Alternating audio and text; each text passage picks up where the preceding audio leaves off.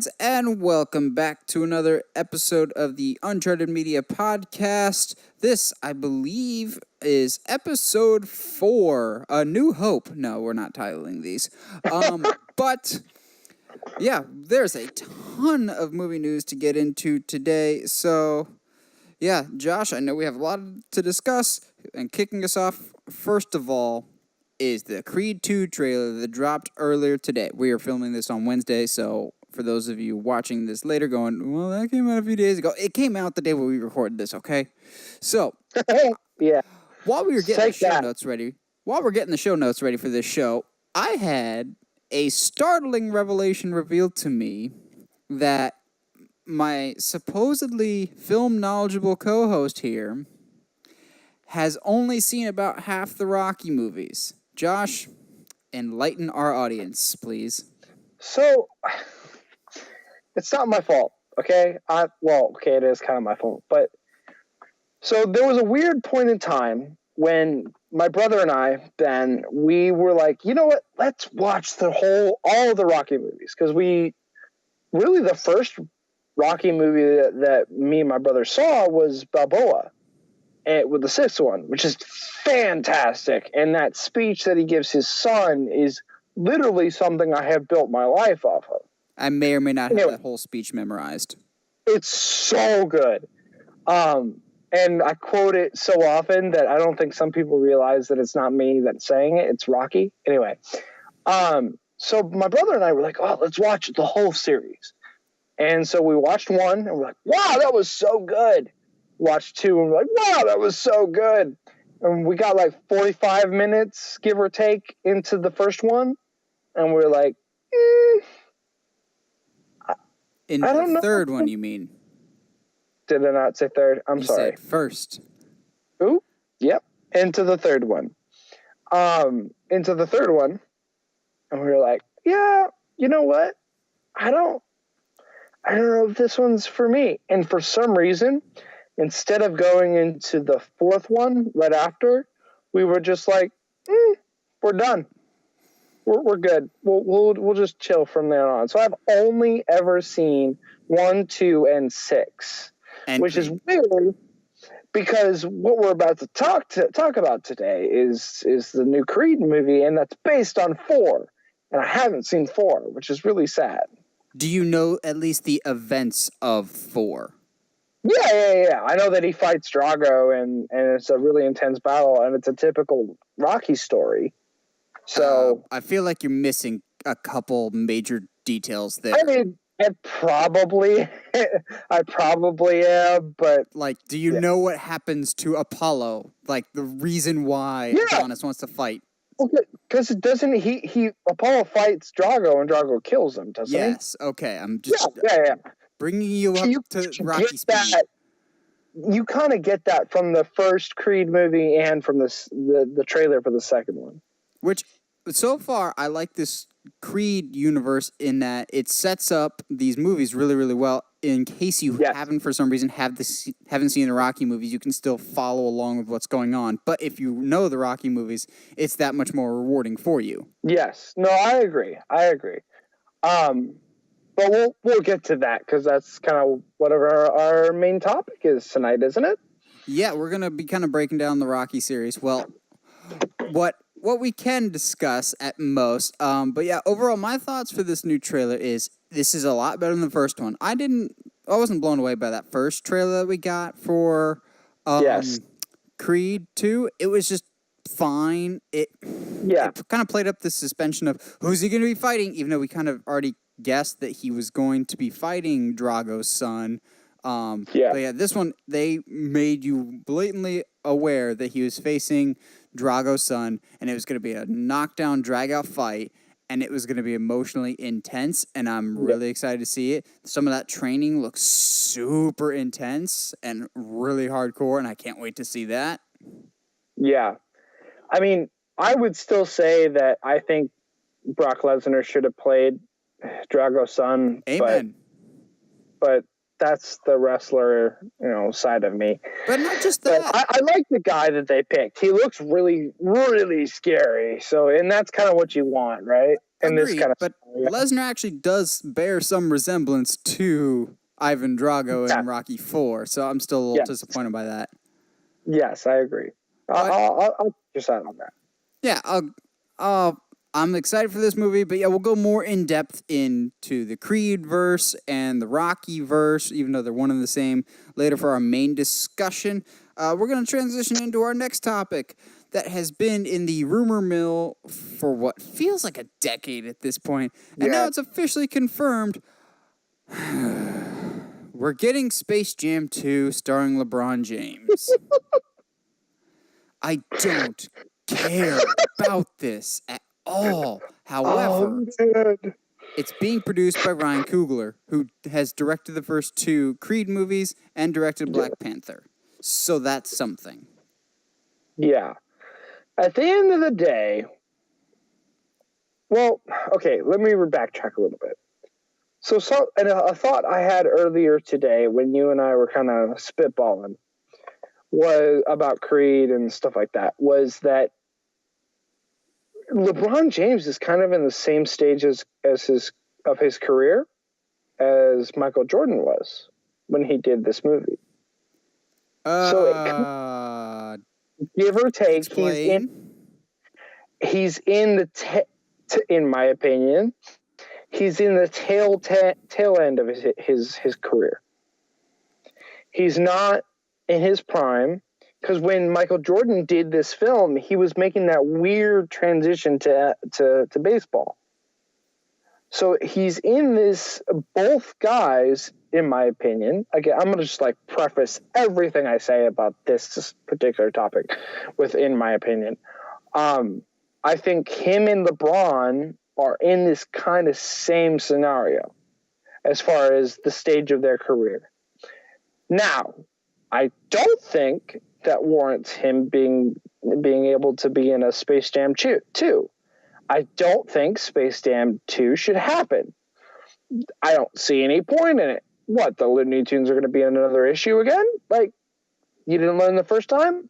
Like, come on, man. I don't know. It's just stupid. I have several different thoughts about this. First, I kind of want to dispute your claim of when Space Jam came out, it wasn't so much the height of Michael Jordan's popularity. It was, not to burst the childhood bubble, but Space Jam was just money for Michael Jordan because this is him coming out of his first retirement going, hey, I'll come out of retirement and I'll do this movie for you, Warner Brothers, if you make me a gym. And they did. They made him his own personal private gym, and that's why he signed up for this movie. And so LeBron, it seems more like LeBron has been in movies lately. He was in that one John Cena movie. I think it was the Amy Schumer one. I forget what it's called now. But he's in that. I think he was in Uncle Drew. LeBron, the debate will always rage on is who's better, Michael Jordan or LeBron James? Yeah. There's no debate in the world of acting who's better. Hands down, it is LeBron James. Michael Jordan, take the rose-tinted glasses off. Michael Jordan was a terrible actor. He was a bigger-than-life personality. He was a terrible actor. But the main issue that I have with Space Jam 2 is not the whole LeBron has to compare himself to Michael Jordan, so he has to be in a Michael Jordan-esque movie. It actually has, I point more of the finger at the Looney Tunes. When Space Jam came out, Looney Tunes had a couple different shows. They had Tiny Toons Adventures going on around that time. Looney Tunes was at least somewhat in the popular culture. Looney Tunes are nowhere to be found nowadays. LeBron is known. Looney Tunes is not in the modern kids' sphere of reference to go off of. So I'm kind of just wondering, it's like making a Muppets movie. It's good on paper, but they're not as culturally relevant as you'd think they would be. I agree. Looney Tunes hasn't really been relevant in a long time. And I hate to say that because I grew up on that stuff. And it's like that. I'll go back and kind of like catch clips of Looney Tunes now, and it's a lot of fun, but it hasn't been culturally relevant in a long time. It's like making a Muppets movie. It sounds good on paper because it's a recognizable name, but it's not a property that's going to get a very popular franchise. Like the Muppets had 2 movies that I think made their money back, but it didn't light up the box office. Yeah, but I mean, at least Muppets has Sesame Street. At least they have that kind of market still with the little kids. You know what I mean? Whereas Looney Tunes, like, I think they're about to release like a new cartoon show, if I remember right. I saw it somewhere. Wouldn't But be surprised.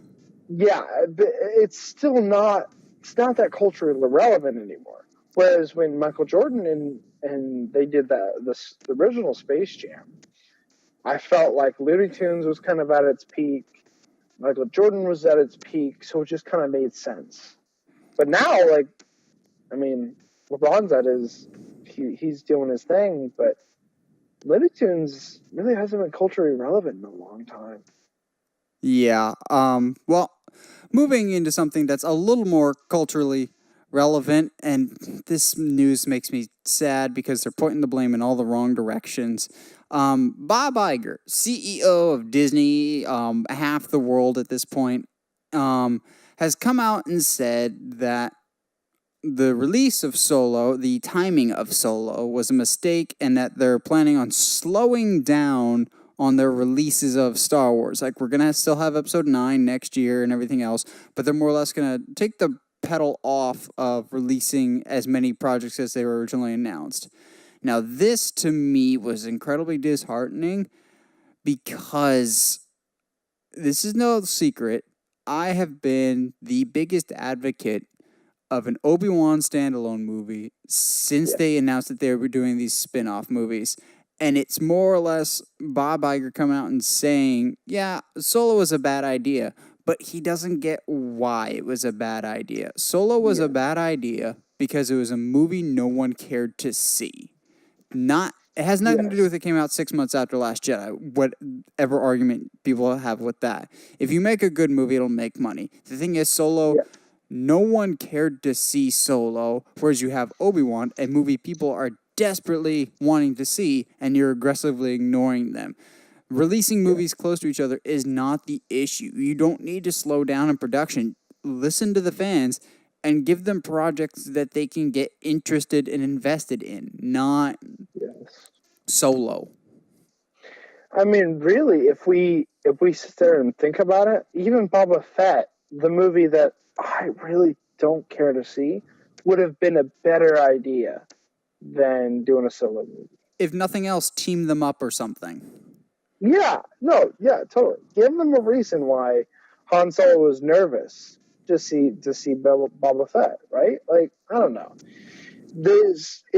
Has nothing to do with the timing, in my opinion, and I'll agree with you on that. I think, and I'm saying this unfortunately as someone who has not seen Solo. Red box it once, it's fine. It's a red boxable movie. That's what I've heard, is that it's fine. It's not the best movie Star Wars has ever made, right? But it's not the worst. It's proudly in the middle. Yeah. So it was fine, which I don't think Star Wars fans are used to a Star Wars movie being just fine. Yeah, well, we did have the prequels and Rogue One. Okay, and we can argue all day about those, because I will defend Rogue One, and there's certain aspects of the prequels I'll defend. But yeah, I think I have always actually had the opinion that if the prequels weren't Star Wars movies, if they were a trilogy of sci-fi films, people wouldn't hate them nearly as much.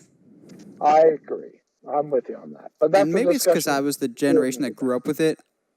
I hate, but also enjoy the prequels. I really don't think they're the worst movies ever made. I can have fun with them. They're pretty good for me to watch because I have fond memories with them. I agree. And so, quick side note here, because I think I talked about it briefly on the trailers discussion that we had last week. I basically grew up with the prequels. Like, I saw, the original Star Wars trilogy, and I was like, oh, that's super cool. But as a kid, I grew up with the prequels. Agreed. The first prequel, the first Star Wars movie I saw in theaters was Episode 1.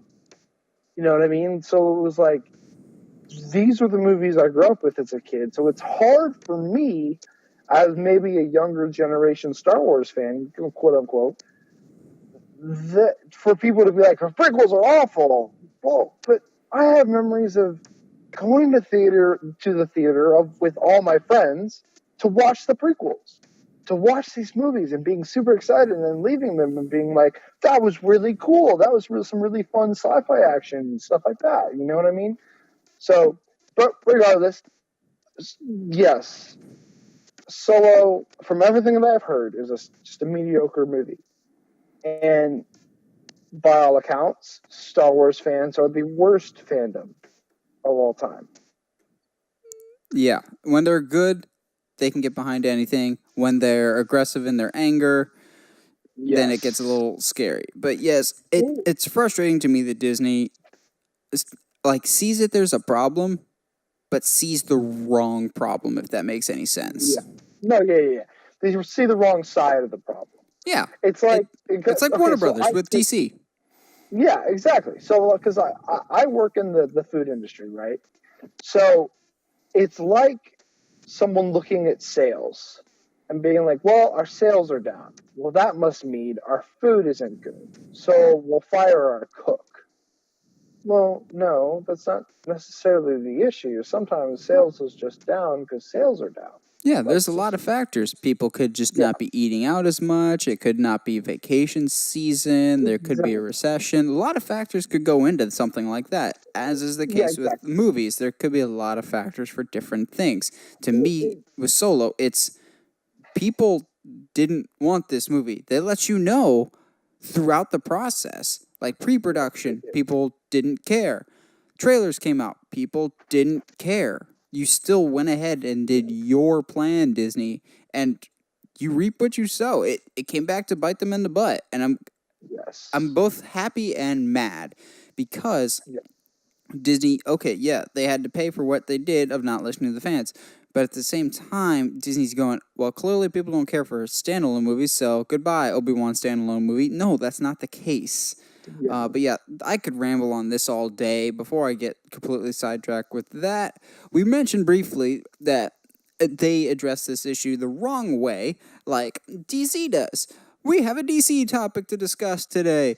Yay! Woo! However, this news is positive. Yes. Very positive. So, the first official look, more or less, of Joaquin Phoenix as the Joker, both as Arthur Fleck, which that's a whole other issue that we'll break into in a couple minutes, as Arthur Fleck and as the Joker have released. And Josh, I know you were already excited for this. I have to admit, I've turned my opinion around on this completely. I now need to see this movie. Yes. I and I think you and I talked about this briefly last week. Um, it's really weird how just seeing it completely changes your opinion. And I've always had the opinion that I think Joaquin Phoenix is an underrated actor. And something in that screen test really made me go, okay, I think he's got the subtleties of this character down. But then you show us that screen test, and holy crap, does he nail that screen test? It wasn't And just that just, for me. It was that leaked footage of him in like some scene on a subway in like him in yeah, full Joker outfit. yes. I'm sorry, that's what I thought. That's what I was referring to. I apologize. But yeah, like just the subway scene, and the look on his face as he's leaving it and he takes off the mask, just everything was like, oh man, I wish he was our like main continuity Joker. Our Ben I don't Affleck care. Joker. Yes. I don't, well, you and I will probably differ in opinion a little bit on that one, but regardless, Which actually, in regard to Affleck, someone pointed this out, and now I can't unhear it. So the Joker's real name in this movie will be Arthur Fleck. So that means his name is literally A. Fleck. oh, get out of here. That took me way too long to get. Get out of here. Like, okay, Warner Brothers, are you doing that intentionally just to stick it a little bit even further to Ben Affleck of, okay, yep, we're going to do this Joker movie without you? Yes. Like, once I heard that, I just had the biggest eye roll in the world going, come on, DC, can you get any more petty? Sure, this could be just a coincidence. The Yes. weirdest coincidence in the world that your Joker just happens to be named the same thing as your former Batman actor, but stranger things have happened, I guess. Especially since they had to come up with a name for him. Because this isn't a name that's anywhere else in continuity. At least that I'm aware of. Yeah, the closest to an official name we have is Jack Napier from the 1989 Batman movie. But yeah, Affleck, really, guys, really? Yes. But regardless, really everything that I've gotten from this movie personally, I'm down for this. Let's go. Completely agree. And you pointed out to me that it's not a main continuity story. It's an Elseworld story. Yeah, to use DC terms, Elseworld. And really, for anybody that's listening that doesn't know what Elseworld is, just Google DC Elseworld, and you will have, in my opinion, some of the best times. Because some of the most interesting stories DC has put out has been kind of in that Batman Elseworld series. Victorian era Batman. I enjoy Gotham by Gaslight. Oh yeah, the post-apocalyptic Batman. Flashpoint. It's fantastic. They're all great stories. Regardless, I wish that doesn't stop me from wishing Joaquin Phoenix at this point in time, before the actual trailer is dropped, before all the movie is dropped, for me to say, in this moment, I wish Joaquin Phoenix was our Joker. Because, good night. Just the subtleties is just so good. Because, yes, heaven forbid the Joker be a subtle character, Jared Leto. What? Wait. No. I thought he was supposed to be over the top and crazy. Which actually, in reference to Jared Leto's Joker, it's a very minor story. That's why we're not covering it in full. But director David Ayer, who directed Suicide Squad, actually came out this past week and more or less owned up to him putting damaged as a tattoo on Joker. And he was like, yeah, looking back on it, that was probably a mistake. That was my bad. Sorry, guys. Which I was like, okay, that's good for you that you kind of acknowledged that was a dumb decision. Yeah. I'm just waiting for him to come out and be like, guys, I'm sorry. Suicide Squad was a mistake. I shouldn't have done that. Believe... at that point, that's like, oh, crap, I made a bad movie. I believe he had a good movie in there somewhere, and then the studio chop sueyed it and just chopped it up into little bits and turned it into something else. Fair. I will give you that.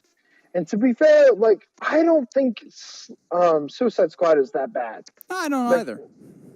I enjoy it. It's a good watch every now and then. It's good to put on in the background. Yeah. And that's okay to me. I know that Slipknot... Is it Slipknot? Or is it the one that dies? Yeah. Yeah, that was Slipknot. Okay, yeah. I understand that you've introduced a character that dies right away. That's fine. Whatever. And, you have basically a character that's more powerful than the entire cast. In, what is his name? The fire guy. Oh, Diablo. Diablo, yeah, okay. I wanted to say Diablo, but it didn't also want to be racist at the same time, you know what I mean? So, okay. But you have a character that's more powerful than the entire team who was just like, nah, I don't want to help. For most of the movie. But again, anyway, that's the discussion from the movie. for another episode. Sorry. Yeah, we have a lot of potential discussions for later episodes at this point, it feels like. Well, Yes, it is. transitioning from one WB property from DC to another WB property with the Wizarding World of Harry Potter, we had our Yes. next and supposedly quote unquote final trailer for Fantastic Beasts and Where to Find Them 2, The Crimes of Grindelwald, or just more or less Crimes of Grindelwald. I'm slowly but surely getting excited for this movie, minus one big reservation, and I'll go into that in a little bit. But Josh, did you check this trailer out? What'd you think? I liked it personally, but I want to hear your thoughts first before I delve into my thoughts. So, yes, I watched the trailer, obviously, because you and I talk about these things beforehand, because we're smart. But I did go and watch it. You had mentioned a return of somebody, and I was like, I don't know who you're talking about, and we had that. Oh, discussion. yeah, let's preface this by saying spoiler alert. If you don't want any spoilers for Crimes of Grindelwald, since the trailer was so good enough to spoil something that I considered that's probably going to end up being pretty big, and it also confirms a popular online fan theory. If you don't want to hear that, skip ahead a couple minutes. I know I post this on YouTube, and I post the pictures of what topics we're talking about at the time. So yeah, next picture, just fast forward to that so you don't get anything spoiled. But yeah, Josh, go on with spoilers ahead. So with the snake, because you said you named him, and I'm awful with the Harry Potter stuff. And it's not that I don't enjoy it. I can't for some reason, unlike Lord of the Rings, follow all of the names and all the storylines, and I don't know what it is. Which is funny to me because Lord of the Rings, I think, has the far complicated and intricate names. Yeah, which is why I've been very much like, I don't know why this is such an issue for me. But regardless, because I had to ask you, I was like, so what were you talking about when you said somebody else's reveal, blah blah blah. So the snake, the Horcrux for Voldemort was an interesting take. I think I'm going to be interested into seeing if that means that she's going to slay the snake, and what that means as far as her character, and what that means, I guess in some ways a philosophical level.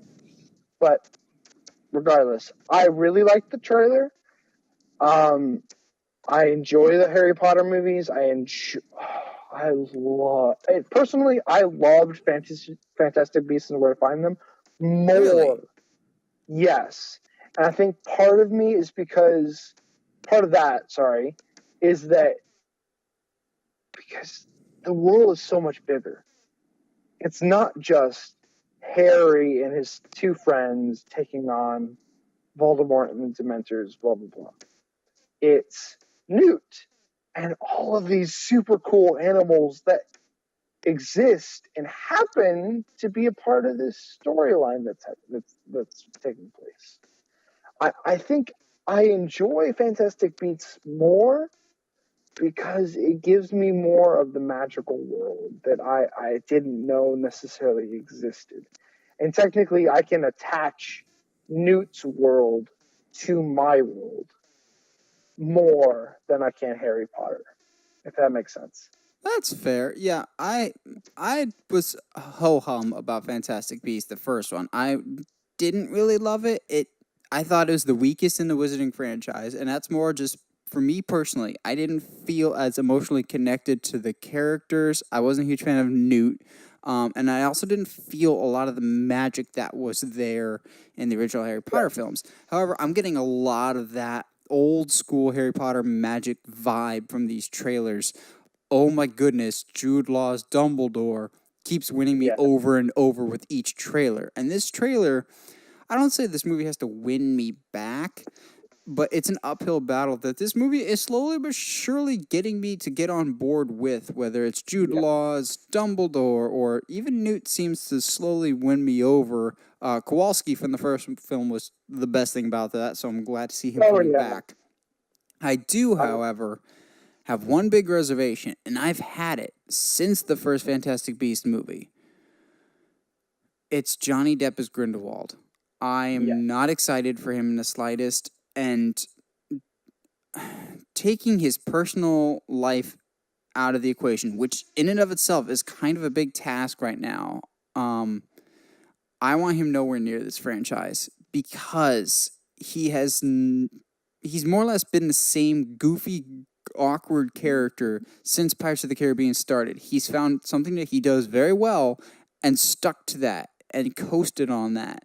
And I don't buy him as Grindelwald, this great, fearsome foe of Dumbledore slash ex-lover, but they almost seem to be ashamed of to admit that even in the movie. I don't buy him as Grindelwald, and it's just weird. And I know I said I don't want to factor in his personal life, but the allegations of him off screen have really been brought to the forefront with this whole Me Too movement and everything else. And there's been a lot of calls for him to be removed or recasted. And I am kind of on that side of you kind of put a bad image on your franchise by sticking behind Depp, who is known for what he's known for nowadays, unfortunately. Like back in the day, he's a fantastic actor, but he doesn't carry that same prestige anymore. And I am kind of worried that sticking with Depp is going to come back to bite them in the butt later down the road.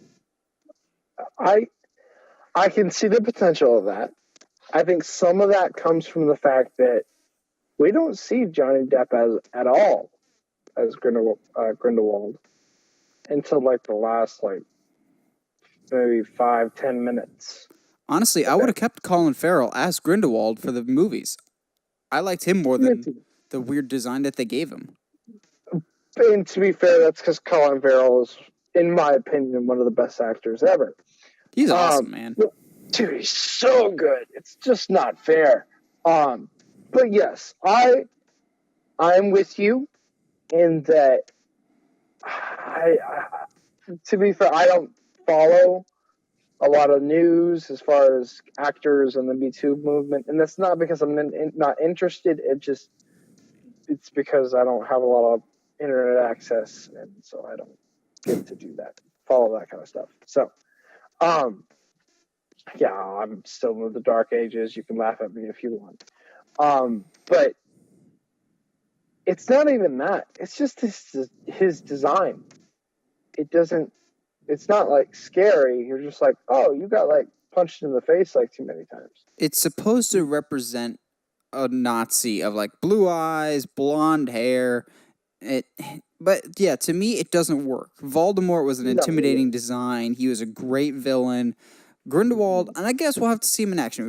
We haven't truly seen him in action yet, but I'm a little apprehensive. But yes, the whole Nagini thing, that was, I think, it wasn't as bad of a reveal as Doomsday in the Batman v Superman trailer, but it was something that I really wish they would have kept for the movie, and I think that would have been a cool reveal for the movie itself. That being said, these trailers are winning me over to the movie, and I am getting excited to see it. But yeah, I'm still kind of on the fence, and the movie still has to win me over a bit, just a bit, from the first Fantastic Beasts. To be fair, the Nagini thing is us. Because to my memory, they don't call her Nagini at all. Yeah, they do. They mention Nagini quite a few times in the movies. Look, man, we can't just... Nobody look to me for actual physical details ever again. It's just not... That's not my forte, I guess. It's okay. We still welcome you with open arms here on the Uncharted Media Podcast. Good. I don't know what I would do without you. Oh, look, what's that? Yeah. It's a transition to our next segment. What? No way! What a segue. I'm bailing you out. Bail to Happy Death Day 2 topic. So, transitioning over to Happy Death Day, wow. That was a buttery smooth transition right there. Yeah, man. So, we had Happy Death Day, whether that was earlier this year or last year, I can't even remember at this point, but we are getting a Happy Death Day 2, also known as Happy Death Day to You. I'm not going to lie, I actually kind of like that title. And it is coming Valentine's Day 2019. So when I first saw that this was coming out, I was like, yeah, that makes sense. The movie apparently was made for $4 million and it made $120 million. So profit there. But I really enjoyed Happy Death Day. When I saw that they're making another one, I was like, oh, sweet, Valentine's Day 2020. Because that sounds like more than enough time to film. No, it's coming out Valentine's Day 2019, which is like a few months away. I'm not going to lie to you. I hate this idea. Really? Why is that? Yeah. So, first of all, I, like you, really enjoyed the first one. I thought it was a smart idea. Take that groundhog concept and put it into a horror movie. My one issue with the first one was always that they didn't exactly explain why. Agreed. You know what I mean? And so maybe they'll do that in the second one. Whatever. Don't count on it. I don't count on it either. But with that thread in mind, why make a second one with how the first one ends? Unless you're going with a different protagonist, why make a second movie? I don't know. It's Blumhouse who did the first one. They're doing it again. I trust Blumhouse has won me over with their trust of yes, they have some stinkers like Truth or Dare or which wasn't terrible. It had some really good moments.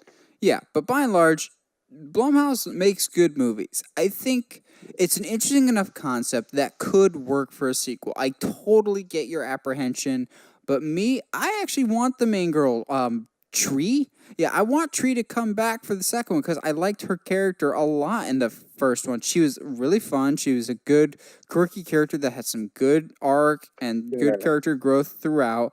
And I would like to see where it goes. Maybe her next birthday, the whole thing happens again.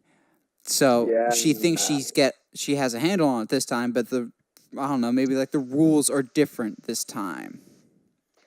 Yeah. Okay. So you're getting my creative juices flowing a little bit over here. As per usual. Because obviously, for some reason, whenever we go into topics of things that I'm just like, I really don't like, and I don't think it's a good idea, you start talking, and all of a sudden my brain goes, hey, he's got a point. But Devil's advocate, man. Devil's advocate. Yeah, I know. But you're That's right. That's a great wrestling gimmick right there. Yes, it is. Maybe look to the future. Anyway. But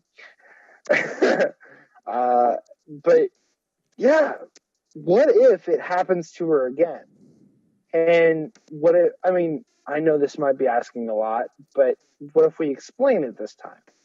What if, and that, because if you do it again, you have, in my opinion, you have to explain it again. You have to be like, okay, this is why this is happening. This happened to your grandmother and blah, blah, blah, or something. Just, I don't care. Just anything. Because in the first one, they didn't give us anything why it's happening. Like, hey, there's a wizard over here in a corner that cursed you, and that's why this is happening all the time.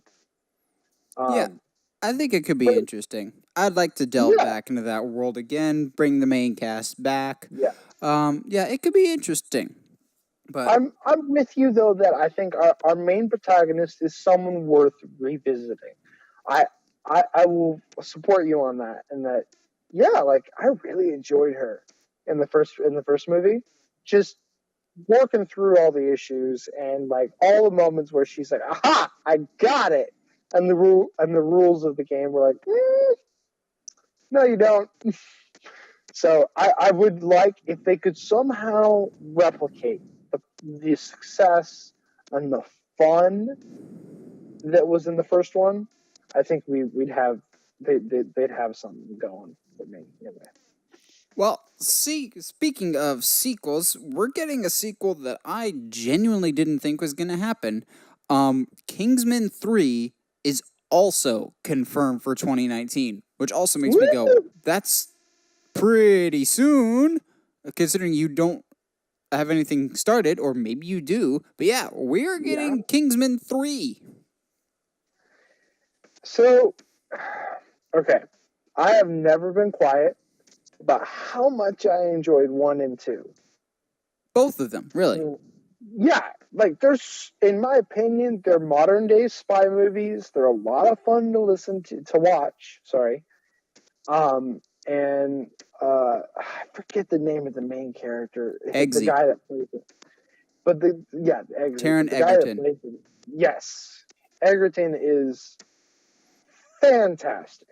He's so good. He would be a really good Red Hood. Oh man, he would have been a really great Han Solo. Anyway, Ooh. No offense, yeah, Alden Ehrenreich. I said it. I said it. To be fair, though, Regardless, no one could have saved that movie.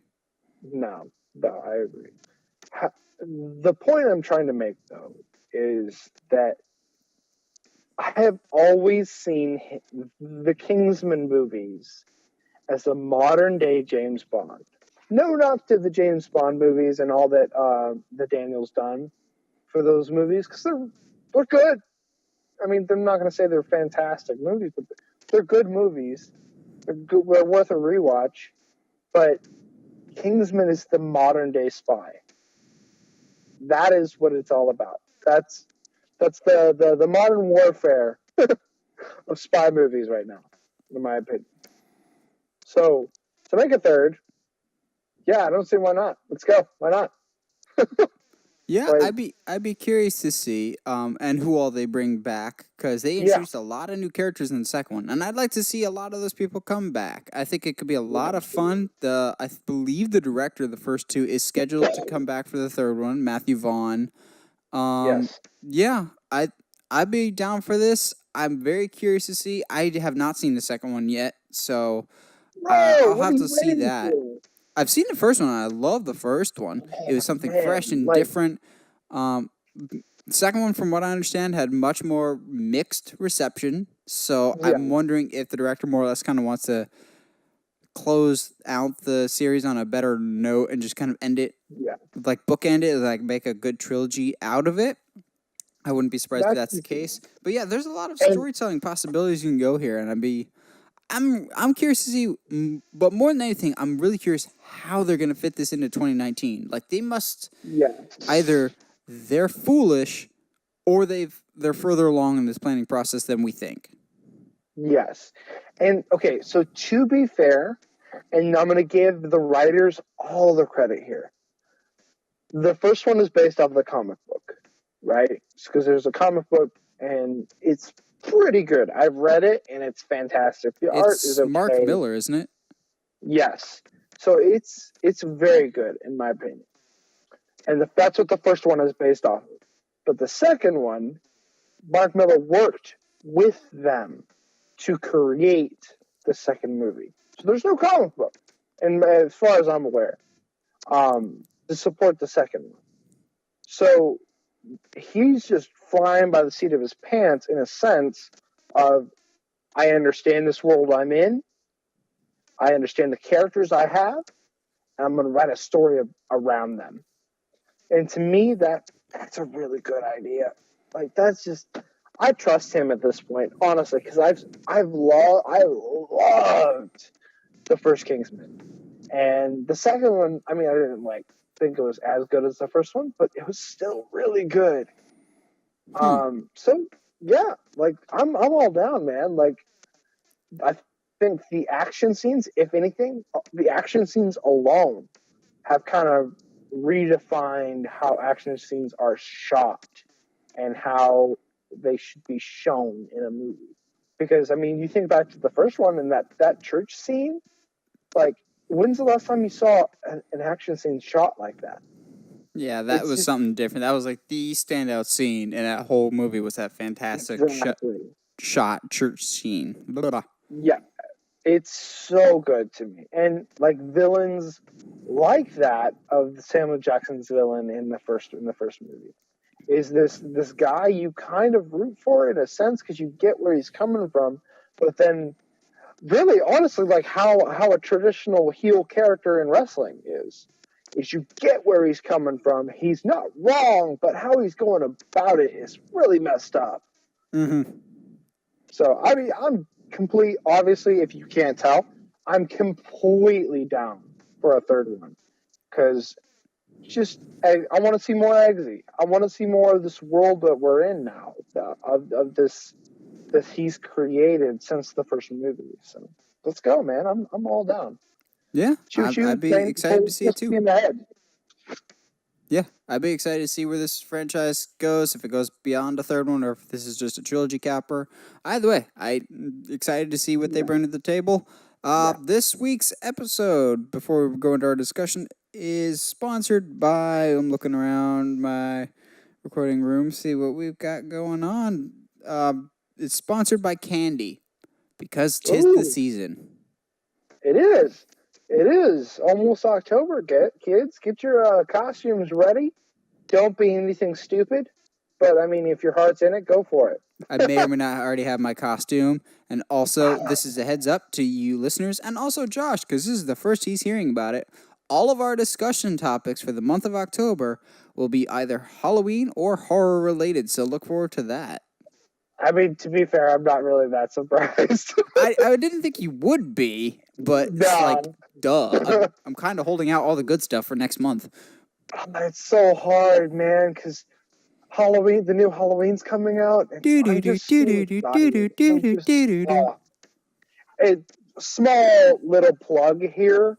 Nathan and I, when I was able to play video games consistently, played a game called Dead by Daylight. Yeah. I actually played that earlier tonight. Waiting for you. Bro, it's just so much fun. It's unfair how fun it is.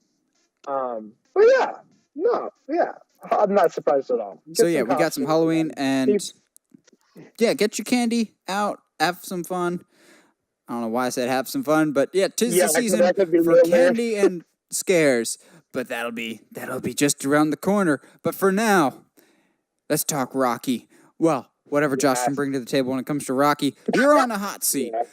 I'm just kidding. We'll guide you through to the safe waters here, to the shores of Gondor. Gondor didn't have shores, but you know what I'm getting at. I'm rambling here.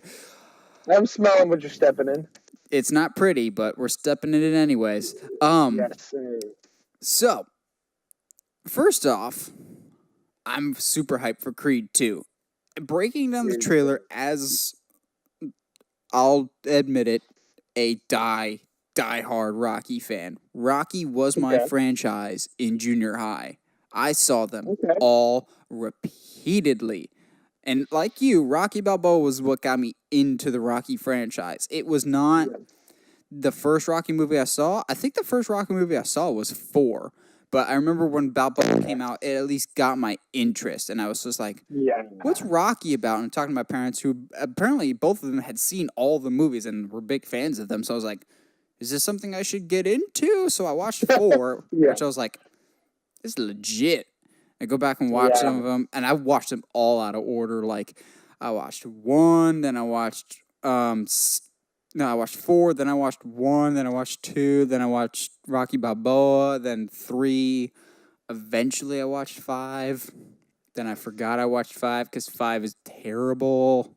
Yes, it is. Then eventually I got around to watching Creed, which is a fantastic entry in the franchise, and I always think of that and Force Awakens as best 7th movies that more or less did the exact same thing for their franchise of rebooting it, but mixing the old and new perfectly. So of the movies that you have seen, of the Rocky movies that you have seen, how would you rank them? So the formula, in my opinion, for a Rocky movie is you have your main character, taking the names out of it, obviously. You have your main character, he's going through a lot of personal issues, and there happens to be a boxing match that surrounds it. The focus of a Rocky movie is very rarely, and again, this is coming from someone who's only seen 1, 2, and 6, is rarely on the actual boxing match itself. You are correct. Yeah, it's about the personal struggle that Rocky goes through. Mm-hmm. That's what it's about. And really, even as someone that has seen, and I'm gonna say this, but I'm probably wrong, who has seen almost every martial arts / fighting movie there is out there. I There's don't probably doubt it. some that I haven't. Yeah, there's probably some that I haven't seen, and it's probably because I watched the first 5 minutes and it was terrible. But regardless, I have seen a lot of stuff, which is why Nathan's super surprised when he found out that like I hadn't seen like a good chunk of the Rocky series. What like that's what Rocky movies are about. You have your Rocky's going through some stuff, and there happens to be a fight, which is one of the reasons why I like Southpaw, because it's the same formula. But we won't talk about Southpaw because I could talk about that movie for forever. Sport in general is just a good vehicle for telling dramatic narratives, whether it's Rocky, Warrior, Southpaw. It's just a good representation for dramatic storytelling, and Rocky is one of the best examples of that. You're right. At the core, I would agree. They're about Rocky and his struggle. Case in point, my mom loves the Rocky movies, but she refuses to watch any after 5. So she won't watch Creed, she won't watch Rocky Balboa, and that's because Adrian isn't in those movies. And the reason she liked the Rocky movies was the relationship between Rocky and Adrian, and that dynamic is a key element to the Rocky movies of seeing their evolution of their relationship and their marriage and being parents and just supporting each other. And that's a big aspect of the movie is all the movies actually is the relationship between the characters, between Rocky and Paulie, Rocky and Adrian and Paulie, Apollo, his arc in all the movies. Yeah. It's these are all character movies with boxing matches, fights, whatever you want to call them, more or less to help the story along, but they are character-driven dramas. Yes, I agree with you. And I think it's funny, too, because if you think Sylvester Stallone, you don't think character-driven dramas. No. At all. Even though the movies he's known for are character-driven dramas.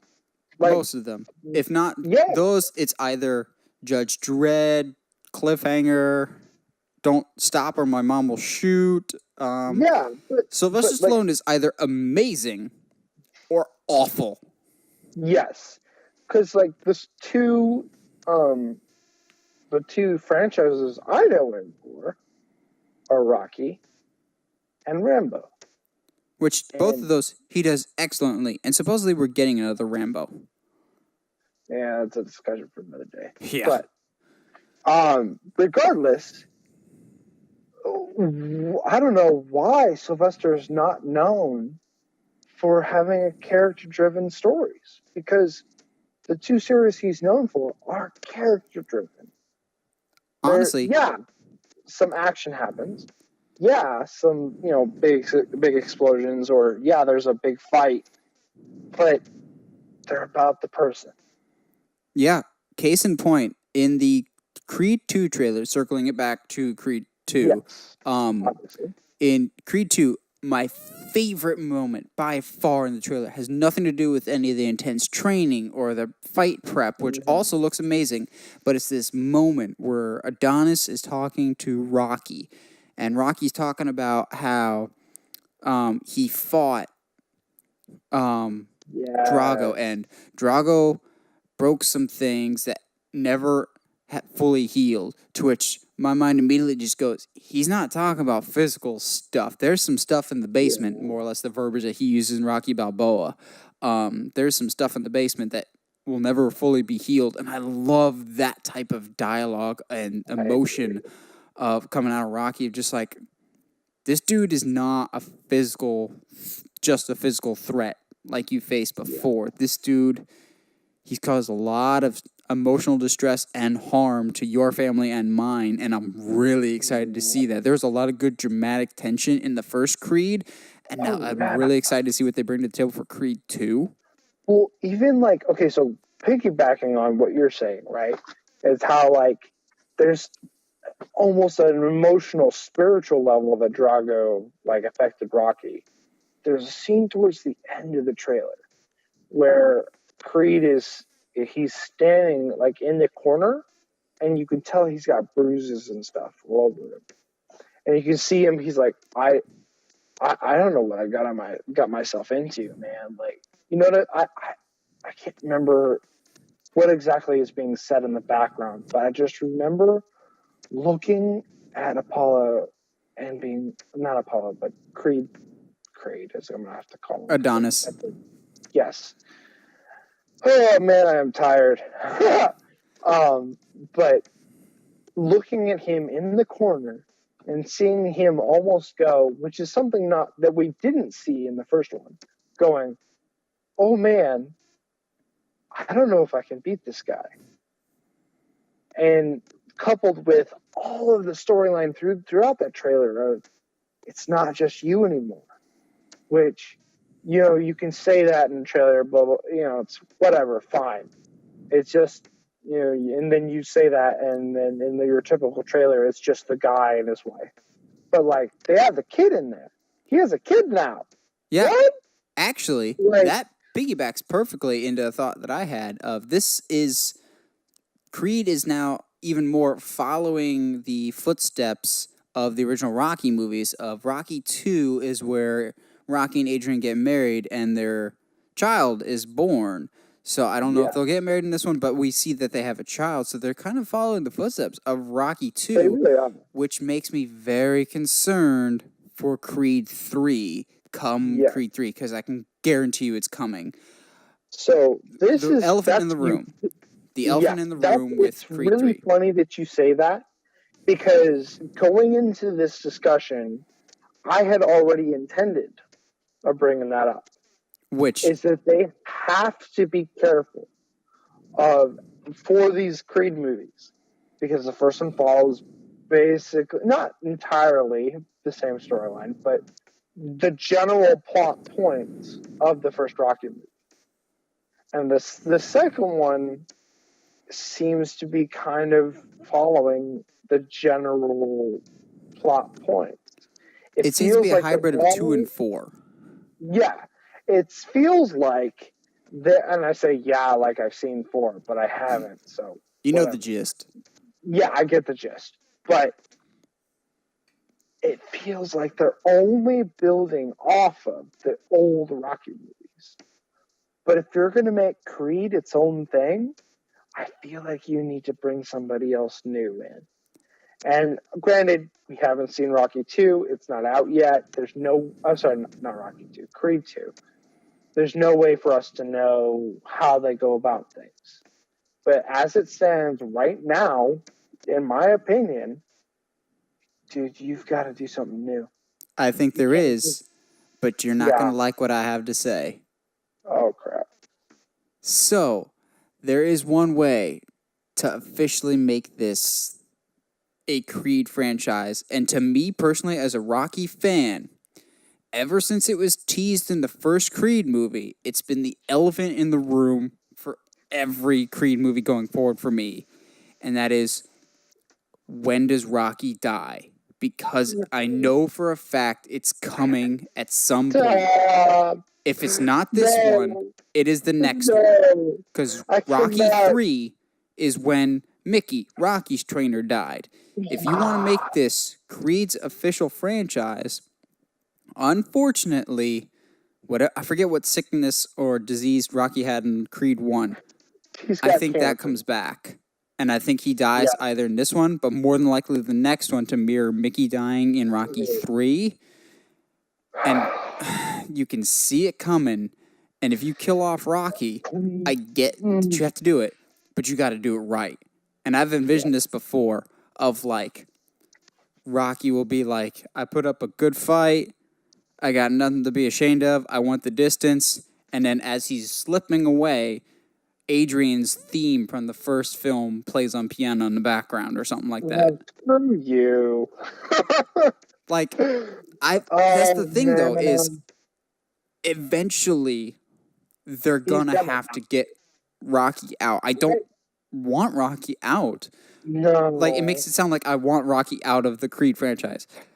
That's not the case at all. I do think, though, from a narrative standpoint, they've teed it up that either this film or the next, Rocky Yeah. will die because, at To his be core, fair, Rocky has always been and always will be a very human character. He's not untouchable. He's not a superhero. He's human. He's flesh and blood like all of us. That's why we get so invested in Rocky as a character. And yes. people that are flesh and blood die. He's vulnerable. He always has been. That's one of his greatest strengths is his humanity and willing to dig down deep. So I think there's no better way for him to go out than a proper fitting send off, and I unfortunately see that on the horizon at some point. But then, Yeah. in doing so, you've more or less officially you've passed the torch enough. You've given Dude. Michael B. Jordan Yeah. enough of these movies that you're like, okay, these aren't Rocky movies anymore. These are Creed movies. Take it and run with it. Make it what you want. Yeah, no, I completely agree. And part of that is because Michael B. Jordan is silently, but not silently, becoming one of the best actors of our generation. I don't know Yeah. how he's done it, especially since, He was in Fan Four Stick. yeah, just, man. Hey, he was the best thing about that movie. Check out 5 good things about Fan Four Stick. Spoiler Yeah. alert, he's my number one. But regardless, I agree. And part of me actually thought they were going to pull the trigger in the first one. And I was like, no, Same. no. I'm not emotionally ready for this. Don't you dare pull that trigger just yet. Because at this point, we're really like getting to know Rocky again. Because the Rocky and Balboa, the Rocky and Creed, are in two different sections of their lives. So man, and just the way that he trains Creed in the first one is just so good. And it looks like from this trailer, they're going to mix it up again. What I like about the training, as you segue me perfectly into it, so I appreciate that. The training that we see in this trailer actually almost seems like the inverse of Rocky 4, which is kind of a cool tip of the hat. So Rocky 4 was different than all the other Rocky movies. One, because they didn't have Gonna Fly Now, the iconic Rocky theme, as his training music, but instead did some like 80s power rock song or whatever. But that whole training montage was Rocky like training in the Russian frozen tundra to become a man's man with a beard and steroids and everything else. But well, he took steroids in real life to get that big. But the character of Rocky didn't take steroids. But it's almost like a nice flip of the switch that this time to face Drago, Creed isn't sweating it out and working hard in the frozen tundra. This time he's in the middle of the frickin' desert and sweating his butt off there and becoming an absolute beast. It's almost like a nice, here's what you expect. Here's the exact opposite, but it's still something somewhat similar of an intense workout regime in an intense locale. Yeah, and I'm with you. And you've segued me as I've just segued you. And to my point that about the trailer specifically, that I felt like the desert scenes felt too much like a Mad Max movie. Really? I didn't get that vibe. Why do you say that? I don't know. I don't know if it was just the fact that it's in a desert and everyone's wearing like ripped clothing and I don't know what it was. Something about that trailer in that section of the trailer gave me like a Mad Max feel of a post-apocalyptic, let's train in the desert kind of feel. I don't know. Now, granted, if that's my only complaint about the trailer, I think you've done a good job. That's fine, whatever. That's just a personal, I've seen too many movies kind of complaint. But yeah, no, I'm down and I'm with you. And even though I haven't seen the fourth Rocky, I appreciated, given the workout regime from the first one, and given what we see from the trailer in the second one, it's still even then massively different. Because in the first one, you have this guy who goes to, this gym that Rocky, is like, hey, this is the only way to do it, kind of place. And he's working in a controlled environment, a place where he has trainers and he has control over the atmosphere. Whereas, the second one, where he's in the desert and, sandstorm at any time kind of thing. But that, even just that visual difference still makes a difference. It still tells me as the viewer, like, wow, like, he's training different. He's being different for this fight. So there's something about this fight that's different from all the ones he's done. Because in the first one, you see like quite a few of his fights. There's that memorable one camera shot fight in Mexico. I love that shot so much. It's so gorgeous, so good. But they instill in you in this idea that Creed has fought basically everywhere. He's done everything he can to get to the point where he's like, you know what? The only way I'm going to get to the next level is asking Rocky. Basically, I mean that's sugarcoating coating it a little bit, but still. So then to get to him to that point where he's just working in a gym in Philadelphia, and then all of a sudden in this next one, he's like, "Hey, I'm gonna go fight a guy in Russia," and we're like, "All right, cool, that's fine. You do what you want, Creed." And then he's fighting in the desert, and it's got that post-apocalyptic feel. Like, I don't want you to think that I'm saying that as a negative. Like, that's a positive to me. To me, that says he's willing to go any distance to get better, any distance to be like, you know what? This opponent is scary. And I'm going to do everything I can to make sure that I'm scarier than him, that he's scared of me, kind of thing. I don't know. Maybe I'm overthinking it. Maybe I don't necessarily have a valid point, but that's where I'm coming from. I think, yes, the trailer has a little bit of an apocalyptic feel, but I think that's a good thing. I'm not saying that as a bad thing. Yeah, it could be interesting. I think for me personally, besides the death of Rocky, which mark my words is on the horizon in the next movie or two, I'm ignoring it as long as possible.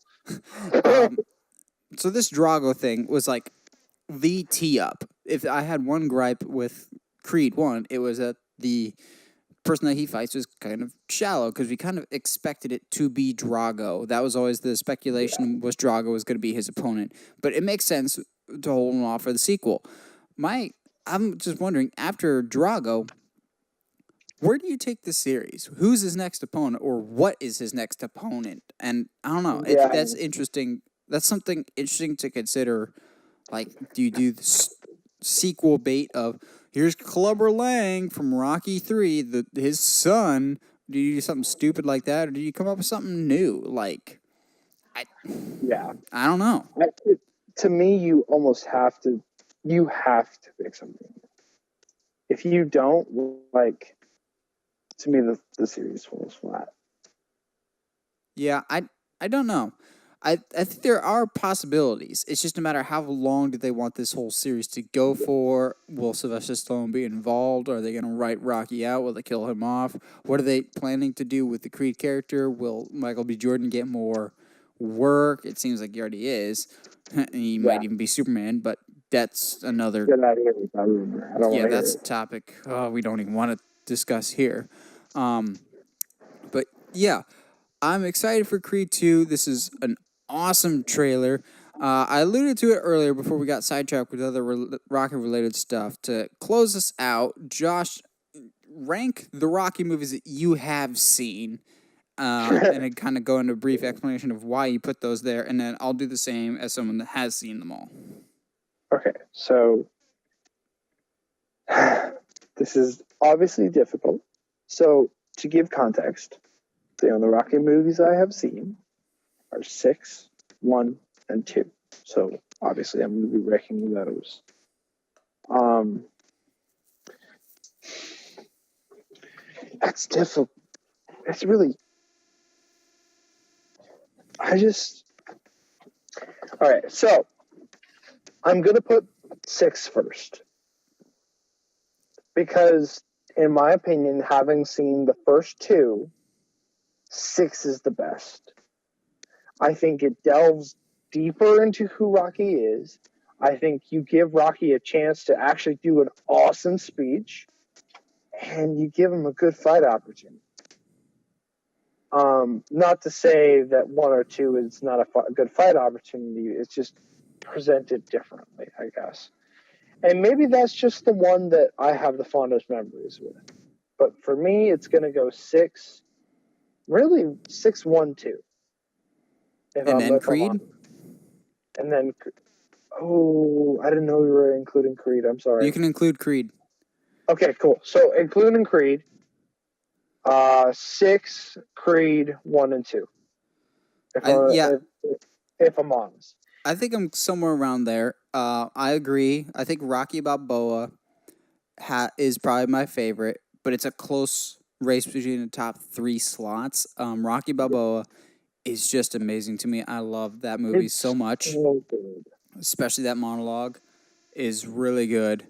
And then next, I'll probably put Rocky 1 just because of it's a classic. It started everything. It's such a good story that I appreciate even more as an adult than I was as a kid when I first watched them. Yeah. Then Creed, it was the modern update that the franchise needed so much after being away for almost a decade, with Rocky Balboa being 2006. It was a great update to the franchise. It felt right for the Rocky story, but it also felt right for a new start. Kind of like Cobra Kai you don't have to be a fan of the original to appreciate the new stuff, but it helps, but it just ties everything together, new and old.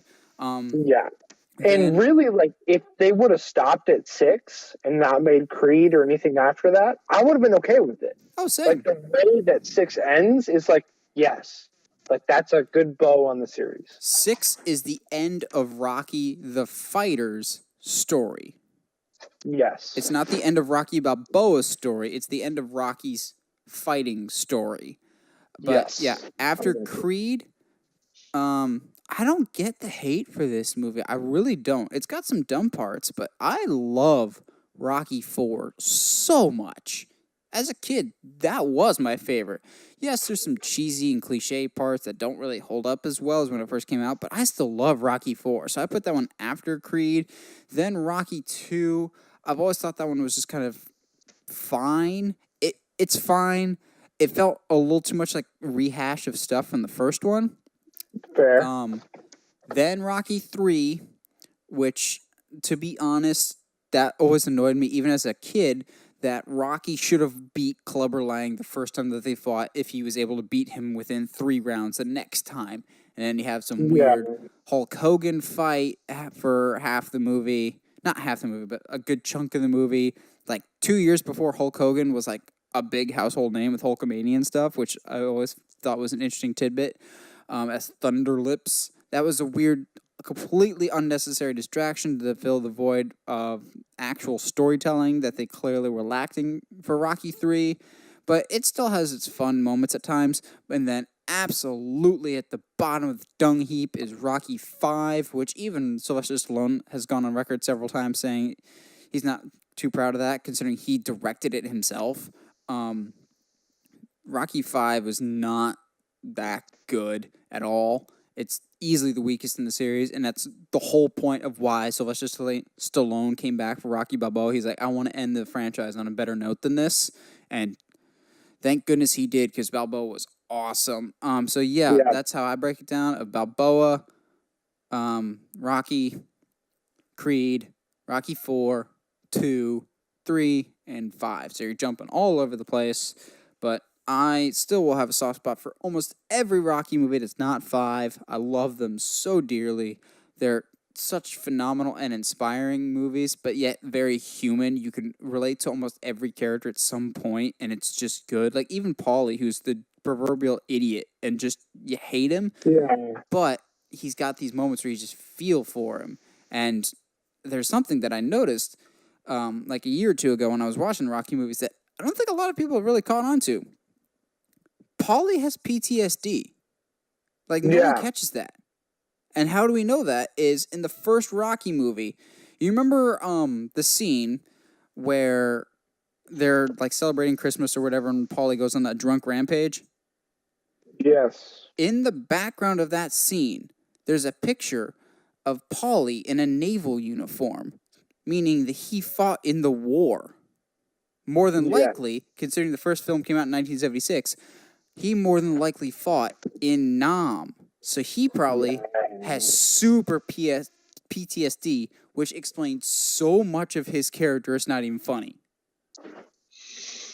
Yeah, no, I agree with you, and I've always had that feeling, and I think for some reason 6 like solidified that feeling for me was that Polly was messed up, and there was some good reasons for it. It wasn't like because he never came across ever as that guy who was just always drunk because that's his character.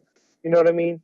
He always came across as like, well, he's always like really like aggressive, but it always came across as a way of like there's something else to it. He's not being aggressive because he's a drunkard. But yeah, that's just well-rounded characters all across the board. We've always had Yes. great characters in the Rocky franchise. I love them all. It's a series I hold near and dear to my heart, and I'm so excited to be revisiting it again with Creed 2, and I'm really looking forward to November to seeing it. Well, I think that about covers it for this week's episode. Let us know what you're really excited about for either Creed 2, any of the news topics like Joker, Fantastic Beast, any of the other news topics. Feel free to comment below your own thoughts. Let us know your own Rocky or Creed or whatever other movie stories you've got that you just want to tell us. I love reading your comments, so feel free to comment below. And as always, if you like what you see and you want to see more, subscribe to the channel or find me on Facebook, Twitter, or Instagram, Uncharted Media. Stay sharp, movie guys and gals.